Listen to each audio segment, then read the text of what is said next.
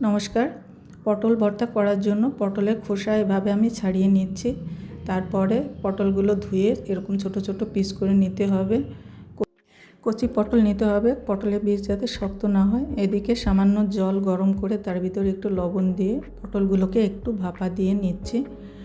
জলের পরিমাণ এমন নিতে হবে যাতে পটল ভাপা হওয়ার পরে জল অবশিষ্ট না থাকে। দেখুন আমার পটল ভাপা হয়ে গেছে, এখন আমি এটি নামিয়ে ঠান্ডা করে নেব।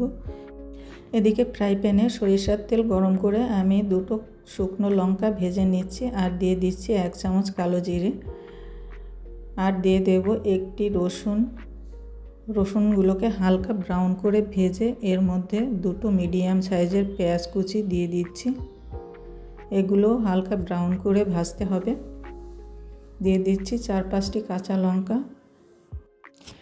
ভেজে এগুলো ঠান্ডা করে মিক্সিতে পেস্ট করে নিতে হবে। পটল ঠান্ডা হয়ে গেছে, এটি পেস্ট করে নিয়েছি। ওই জারের মধ্যেই মশলাটি আমি পেস্ট করে নিচ্ছি। এটি খেতে দুর্দান্ত স্বাদের হয়, বাড়িতে অবশ্যই একবার ট্রাই করবেন।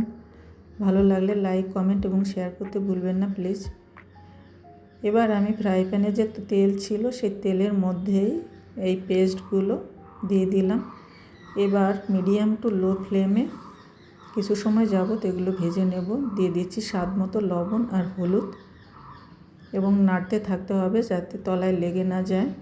যখন নিচ থেকে তেল ছেড়ে দেবে তখন এটি নামিয়ে গরম ভাতের সাথে পরিবেশন করবেন। এই ভর্তাটি একবার খেলে বারবার খেতে ইচ্ছে করবে। তৈরি হয়ে গেছে আমার পটল ভর্তা। এটি এখন আমি নামিয়ে নিচ্ছি। আজ এ পর্যন্ত। ভালো থাকবেন, সুস্থ থাকবেন। ধন্যবাদ সবাইকে।